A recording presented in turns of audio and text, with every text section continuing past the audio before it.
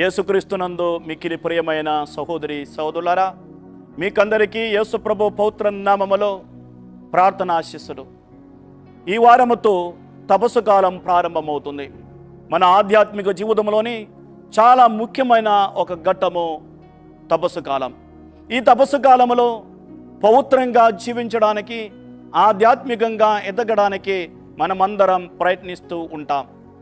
ఆధ్యాత్మిక ఎదుగుదలకు తోడ్పడే విధముగా నేను మీకు 3 చిన్న సూచనలు ఇవ్వాలనుకుంటున్నాను. మొట్టమొదటిగా, ఈ తపస్సు కాలములో ప్రతిరోజు దివ్య పూజాబలులో పాల్గొని దివ్య సత్ప్రసాదమును స్వీకరించాలి. రెండవదిగా, ప్రతిరోజు ఒక దేవుని వాక్యమును నేర్చుకొని ఆ దేవుని వాక్యమును ధ్యానించుకొని జీవించాలి.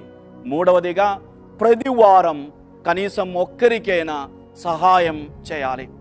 యెషయా గ్రంథము 58వ అధ్యాయం వచనములు 5 నుంచి 8 వరకు దేవుడు అంటున్నారు, నీవు భోజనము మానివేయడం మాత్రం కాదు ఉపవాసము, నీ భోజనమును ఆకలి కొన్న వారితో పంచుకోవాలి, బట్టలు లేని వారికి బట్టలు ఇవ్వాలి, సహాయము అవసరమున్న వారికి సహాయం చేయాలి. అప్పుడే నీ ఉపవాసం పరిపూర్ణమవుతుంది. నేను ఇష్టపడే ఉపవాసం ఇటువంటిది. ప్రియమైన సహోదరి సహోదరులారా, మనం కేవలం ఆహార పదార్థాలను మానివేయడం వల్ల మన ఉపవాసం పరిపూర్ణం కానే కాదు. కాబట్టి ఇతరులకు సహాయం చేసే విషయంలో కూడా మనం ముందంజలో ఉండాలి.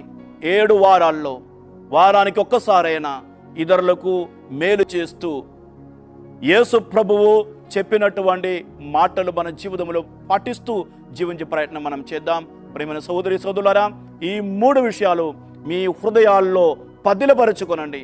ప్రతిరోజు దివ్య పూజా బలుల్లో పాల్గొని దివ్య సత్ప్రసాదమును స్వీకరించడం, ప్రతిరోజు ఒక వాక్యమును నేర్చుకోవడం, వారానికి ఒక్కసారి ఇతరులకు సహాయం చేయడం, ఈ 3 కార్యాలు చేసి ఈ తపస్సు కాలాన్ని అర్థపూర్ణంగా గడపడానికి మనం ప్రయత్నిద్దాం.